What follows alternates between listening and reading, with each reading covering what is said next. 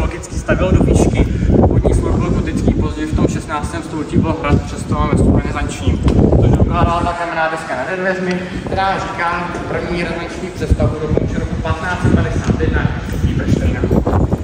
To mezi části jsou nejstarší, později tady v tom 16.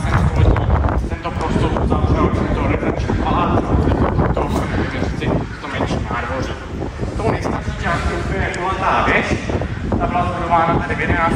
století někdy, má výšku 49 metrů, v průměru má 10 metrů a v prvém patře jsou silné bezmála 4 metry. Tyto dvě dřevěné okýnka to jsou právě průduchy do dvou klenutých místností, které sloužily jako vězení a později jako pochladnice. Ještě tady předtím, než vstoupíme do samotného hradu, tak jak nám to rád můžeme říct pár pravidel. První pravidlo je tady fotografování je povolené, já bych poprosil bez blesku, samozřejmě tady nedotýkejte se vystavených exponátů v interiérech, no a k tomu se vážím, abyste se na cokoliv zeptejte. A já jsem já vám děkuji. Oh, here's the hat here. Here's the hat. Yeah. The helmet. Yeah.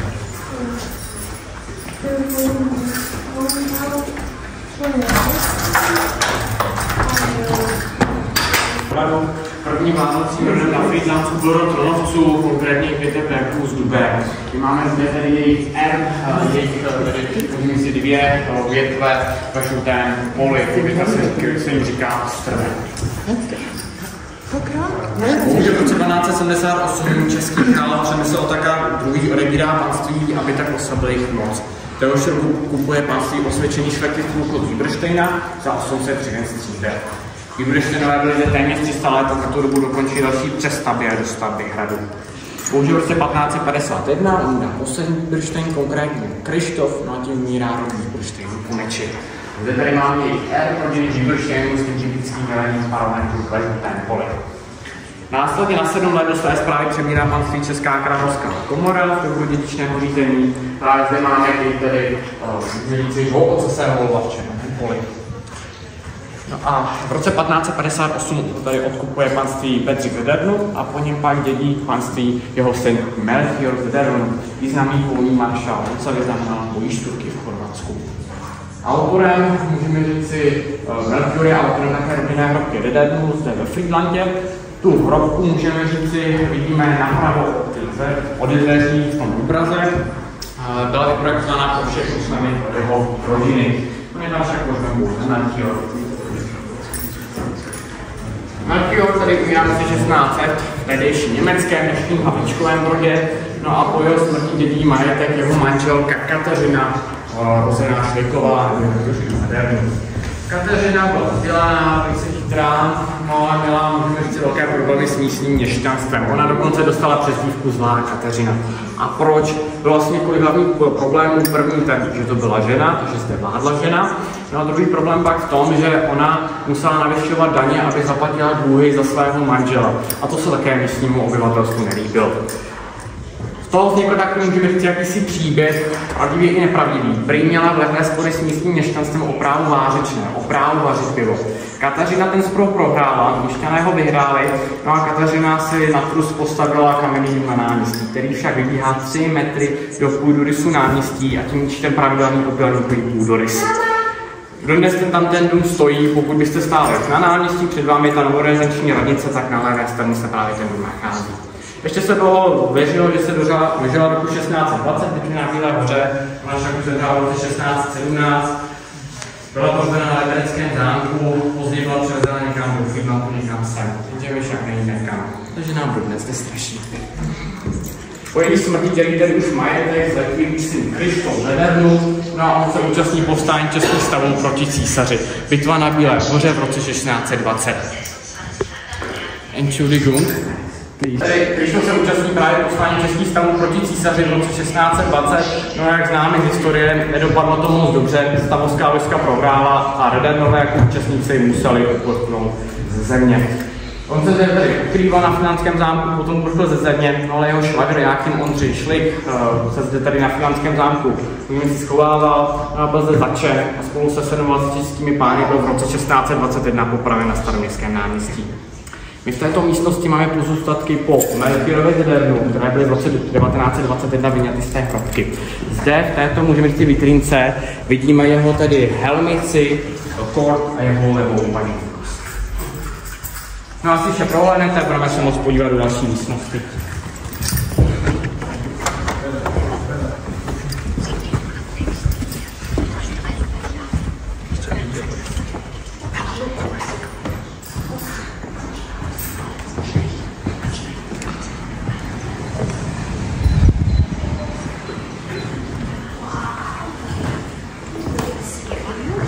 Frýdlantské panství. On si ho však neužil, protože brzo po Valdštejnově smrti začínají Frýdlant okupovat Švédové. On nebyl nucen platit tučné výpalné, aby mu právě nespondrovali ten nově nabídný majetek, oni mu ho nespondrovali, ale ty peníze z toho výpalného použili na postavení obranného fortifikačního systému kolem hradu a zámku. No on už se navrácí nedočká, protože 2 roky předtím navrácení umírá. Svým manželkou Dorotou měl několik potomků a Frýdlant po navrácení dědí jeho 2 synové, starší Antonín Pankrácius a pak jeho mladší bratr František Ferdinand. Později Antonín Pankrácius prodával tu půlku, můžeme říct, svému bratrovi, no a František Ferdinand je velice vzdělaný, cestuje po Evropě, no a právě tady žije v době barokního luxusu, barokního stylu, jenom právě on se nechá inspirovat tady tím barokním stylem, tou barokní architekturou a nechá postavit tedy klášter v Hejnicích i tedy včetně té hrobky Galasů, později klam Galasů. To napovídá i právě ten nákres, můžeme říci, toho kláštera, který na tom obraze drží našeho kolegu ve ruce. No, měl manželku, která tady Johanu Emenenciánu, která se dožila úctyhodného věku 92 let. Přežila tady, můžeme říct, všech 10 dětí a potom i velkou část svých vnuků, takže na to dobu opravdu úctyhodný věk. Tak měli tady třetího syna, který dědí Frýdlant, a to je tedy Jan Václav. Jan Václav zde však ho nepobýval, protože byl pod císařskou důvěrou. Stal se tak místokrálem Neapolský, tedy tehdejší Neapolský království. On byl tady korunován Neapoli, bohužel 3 týdny na to měl na horečku. Byl pohřben tady, jak bylo tradicí v hrobce místokrálu. Jeho srdce však na jeho přání bylo vyříznuto a převezeno do rodinné hrobky v Hejnicích. Pokud byste tu hrobku někdy navštívili, nakážu před je také autorem Galasovského paláce v Praze, který můžete vidět na modelu.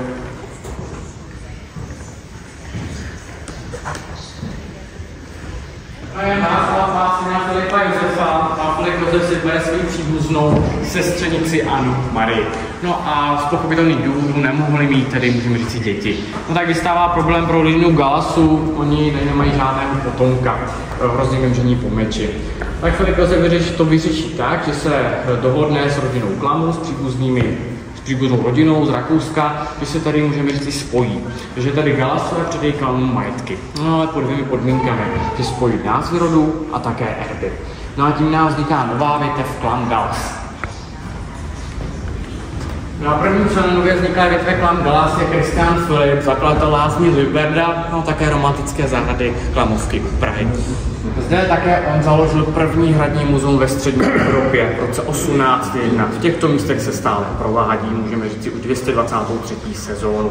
Že od toho roku 1801 v těchto místech procházely také prohlídky. Zde byla tedy obrazárna Galasů, později klan Galasů. Kristiána Krištofa, on si bere tedy Josefínu rozenou Clary Adriger. Oni mají spolu společný koníček, umění a hudbu. Ona se dokonce znala s Ludvíkem van Beethovenem. On jí věnoval své skladby a dokonce spolu měli společný koncert. No oni dva tedy mají několik potomků a mezi nimi tedy 2 syny, staršího Viléma a pak mladšího Eduarda. Vilém, pokud je starší, má logicky přežít panství. Bohužel v 18 letech je postřelen na lovu, no a později ve 20 letech tedy umírá na tyfus. No a tak tady přibírá panství Eduard Galas, on tedy vypracuje se postupně na generála jezdectva, bojoval spolu s maršalem Radeckým v severní Itálii, bohužel však přichází v 1866 rusko-rakouská válka, kde on tady prodával, nevím, co se dostali před váleční soud. Tam nakonec můžeme říct, že jakoby nic proštěn, no a vrací se zpět na Frýdlanta. Je také držitelem řádu Rouna, nejznámějšího vyznamenání tehdejší Evropy. On má pak syna, Františka Galase, vlastně můžeme si předposledním majitelem frýdlantského panství. Můžeme říci, že on měl tady československé občanství v první republice, bohužel pozemkové reformy mu vzaly velkou část jeho panství, no a bohužel v roce 1929, kdy se tady, můžeme říci, dozvěděl o další pozemkové reformě, která mu brala skoro 50% jeho majetku, bohužel zemřel tady na srdeční infarkt 3 týdny před Vánocemi. On měl se svým manželkou Marií Šprigenstein 7 dcer. A tedy František vlastně například Grabštejn, Lemberg, vlastně Liberecký zámeček, no a právě on rozdělil mezi ty majetky mezi své potomky. Poslední majitelem, můžeme říct, franského panství je Klotilda kolem Galasová, druhá nejmladší dcera Františka, tedy kolem Galase. Ona je v roku, konkrétně v roku 1938, kdy odjížděl svých přítelkyní do Vídně, můžeme říci, no a v roce 1945 už se nevrátí, no a vrata zámek Frýdlantí na základě Benešových dětí, takže státní až do dnes. Ona se tady umírá v roce 1975 bez dětí a bez manžela. Jsme zakončili tu dlouhou ságu těmito smutnými dějinami, můžeme říct těmito smutnými událostmi, já vás prosím další diskuzi. Mě moc zajímat o historii, ale spíše o ty, můžeme říci, tady interiéry, pardon. Teď se nacházíme právě tady v galerii rodiny Šporků. Asi si říkáte, proč já teď mluvím o Šporcích, když se celou dobu bavíme o Klan Galasech. Je to z toho důvodu, protože ten Kristián Filip, to je pravý člen rodiny Klan Galasů, si vzal tady manželku Anu Karolínu Šporkovou. Ona právě sem převezla všechny ty významné, můžeme říci, obrazy z té galerie. Ona je také tady, můžeme říct, Strýc byl právě zakladatelem lázní Kux, či toho známého hospitálu barokního, a právě zde ho můžete vidět. Já se vydám další místnosti.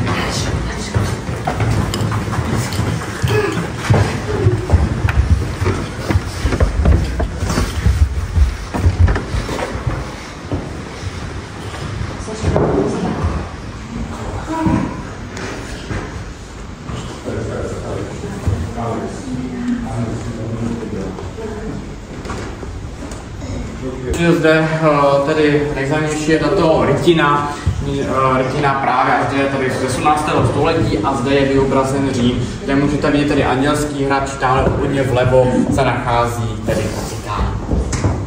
Další místnost už je pak tedy ložnice a tam vám řeknu více.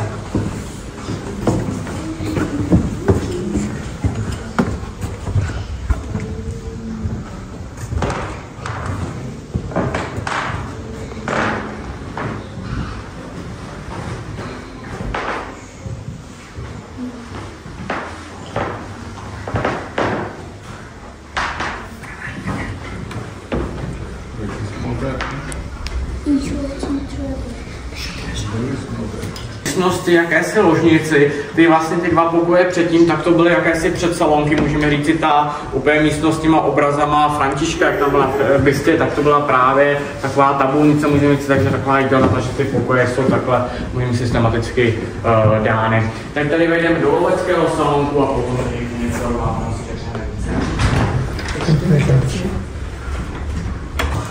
tato místnost je tady věnována Eduardovi Klan Galasovi, tomu tady otci Františka.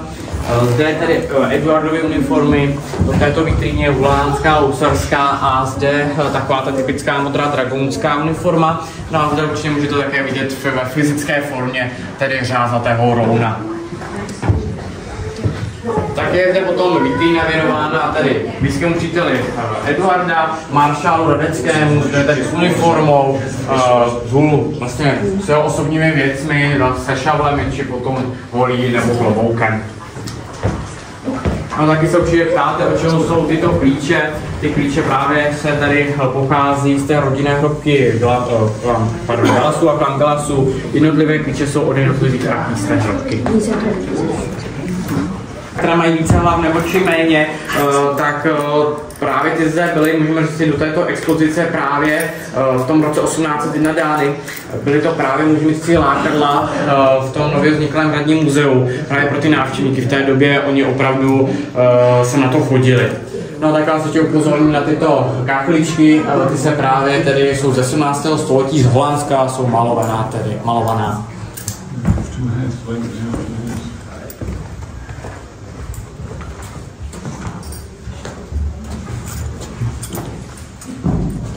se nacházíme tedy v jídelně, můžeme říci, zde tady určitě vás upozorní na toto cínové lanovo, je to jakési umyvadlo a právě tady oni si zde myli, můžeme říci, své konečky prstů. Takže zde vás ještě upozorním na tyto kamna, jsou to nejstarší kamna zde na hradě, tady ze 17. století. No a pak tyto hodiny jsou celé dřevěné, kromě 3 skleněných zvonečků. Takže potom z boku se podívejte, jsou opravdu právě na ty 3 skleněné zvonečky. A my se vydáme do chodby, která sousedí s věží.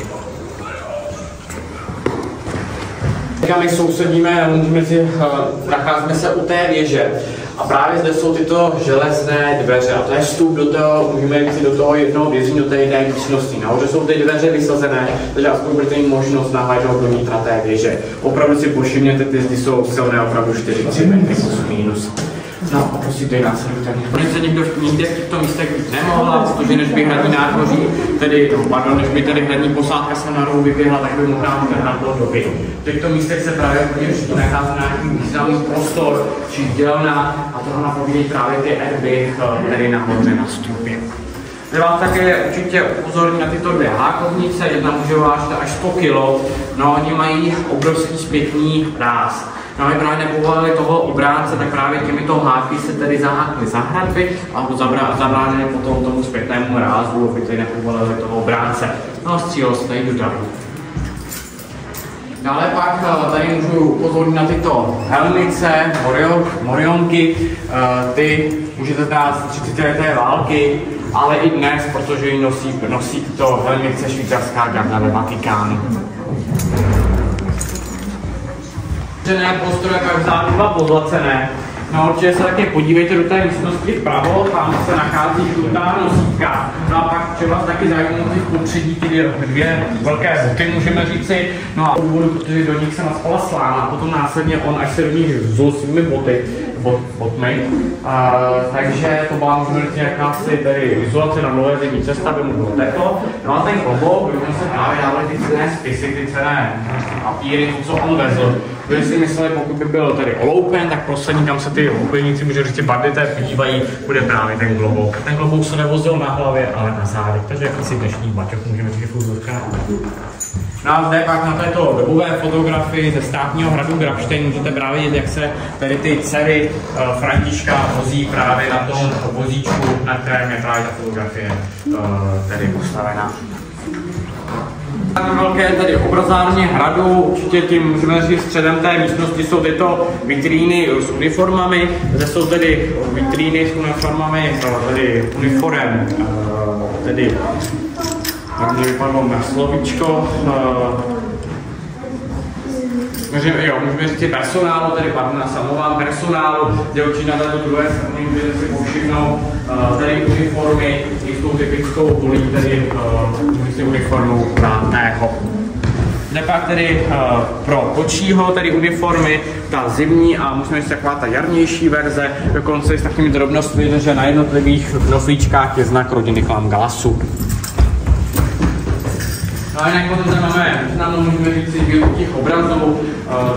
Některé obrazy, tam jsou vyobrazeny členové evropských královských rodin, například tady stojí zmínka infantka Markéta, princezna španělská, která byla později se svým manželem považována za nejškaredější pár tehdejší Evropy. Ona se vdala za Leopolda I., což byl Habsburg, ona se však nedožila ani 20 let.